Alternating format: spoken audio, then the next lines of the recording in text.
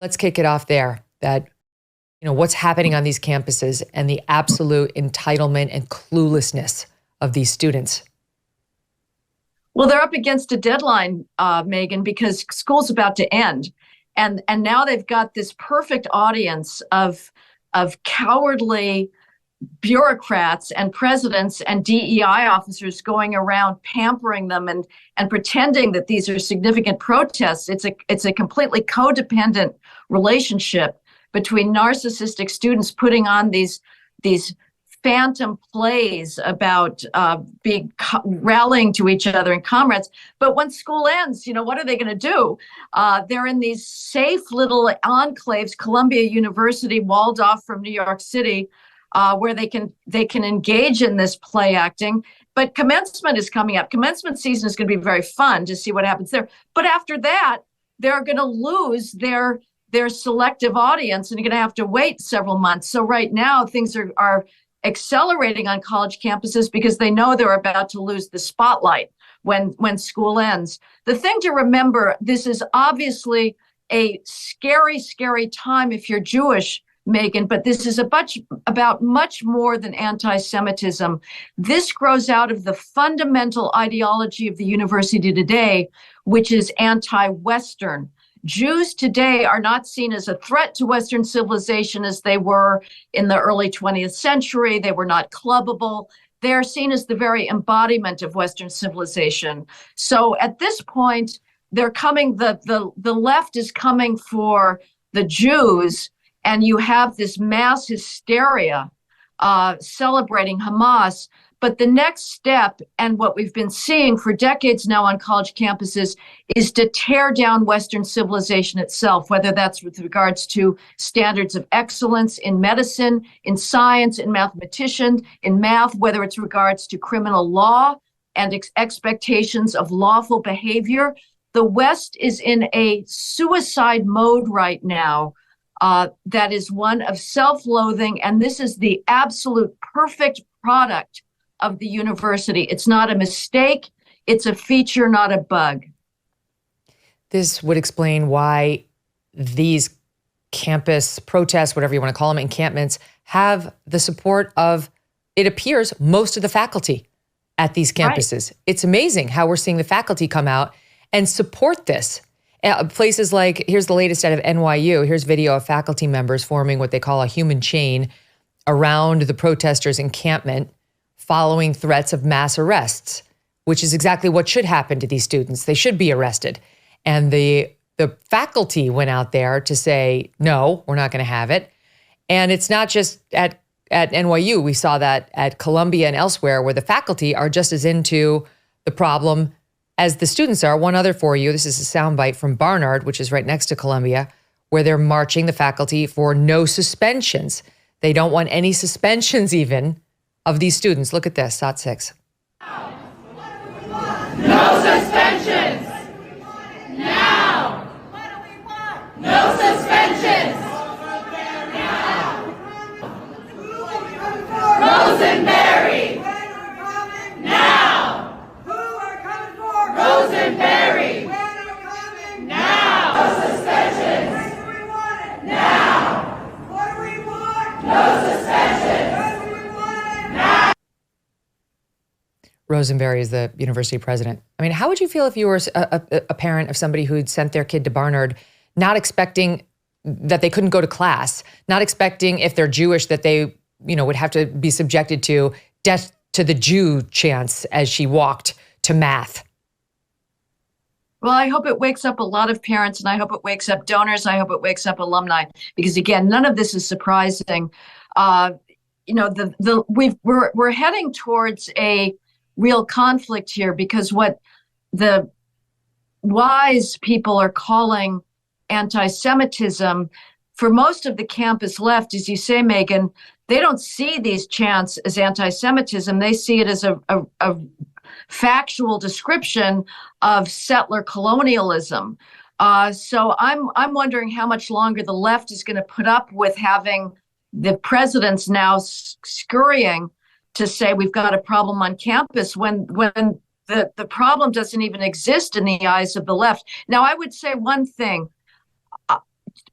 students should be punished if they are violating neutral rules of conduct, if they're protesting, agitating against neutral rules of time, place, and manner, but they should not be punished for any speech. Because, Megan, if we, the conservatives, the traditionalists who have been arguing that the left should not be penalizing people who argue that there are two biological sexes, that you cannot change the chromosomes in your body by cutting off your sex organs, you do not thereby make yourself a member of the opposite sex.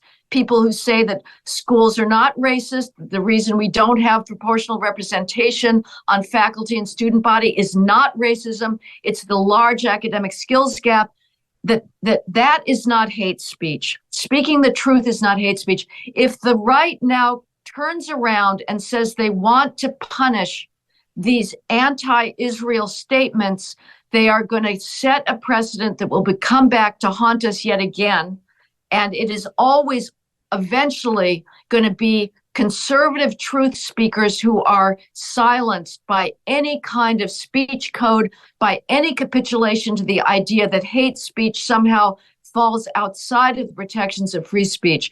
So I think as hard as it is to listen to these chants from the river to the sea of, Intifada revolution, celebrating our martyrs, we have to know this is going on. It is a clarifying moment. Bring it on. The more these students chant these hateful chants, the more the public finally learns what has been going on college campuses for the last 3 decades. So let's just spend a minute on that, because I know our audience should know that you're a lawyer as well, went to Stanford Law.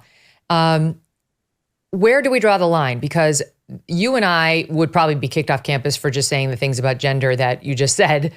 And you've gotten harassed off campus for saying even less controversial things.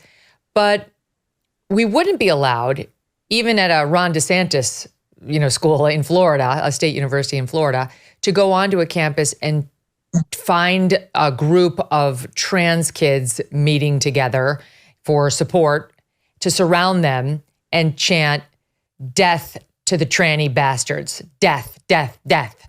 That would be targeted harassment, right? So there is an amount of free speech, or I agree, hate speech is protected by the Constitution, but you can get to the level of targeted harassment where you lose your right to say the thing and you get kicked off.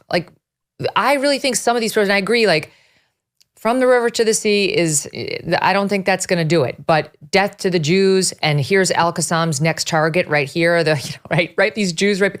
You're getting a lot closer to speech that could be problematic legally.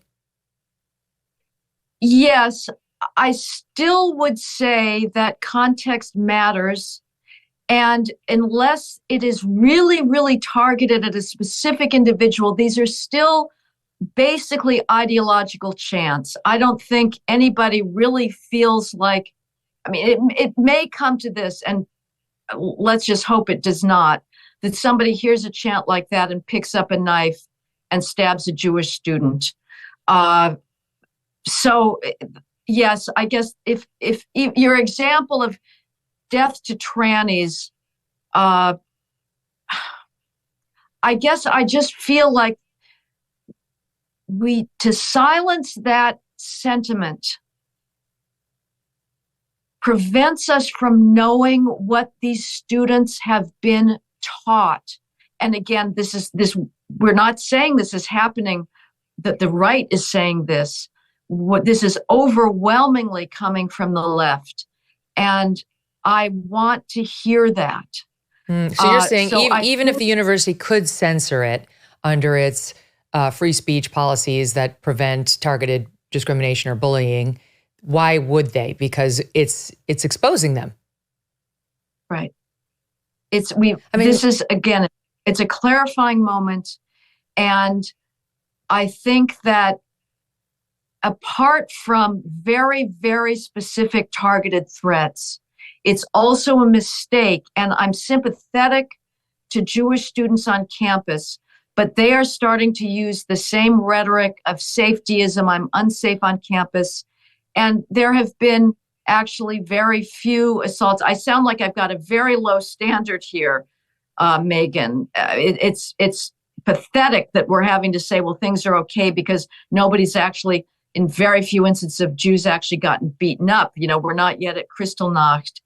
But given the ideological context in which we're living, in which it is right wing or conservative truthful speech that is silenced all the time, we've got to allow it on the left so that we can try to use this moment to say, okay, you, University of Pennsylvania, Harvard, if you guys are claiming we can't silence this because we are so committed to free speech, okay, well, tell us about Amy Wax. Tell us about, Carolyn Hooven at Harvard, who voluntarily resigned because she was so harassed by saying that sex is biological. You can't have it both ways, left. Have you seen the garbage they are pushing in some public schools? Leftist propaganda, gender bending, race baiting, DEI indoctrination. What happened to real education? Parents, listen up. Many teachers are coming from leftist universities where they're taught by Marxist professors who want to indoctrinate our children. But I want to tell you about Freedom Project Academy, or FPA. FPA offers online learning with live, on-demand, and homeschool courses for students K through 12. Freedom Project Academy was built on Judeo-Christian values and classical curriculum. Students read full books, write in cursive, study the full scope of history, the way it used to be. Right now, save 10% on tuition when you enroll at freedomforschool.com. That's freedomforschool.com. When you're there, you can check out their fully accredited courses, teachers, and request a free information packet. We can't afford to hand over another generation to the left. Take back your child's education at Freedom Project Academy, freedomforschool.com. That's freedomforschool.com. Hey, thanks so much for watching. If you like what you just saw, hit the subscribe button for more clips and full episodes.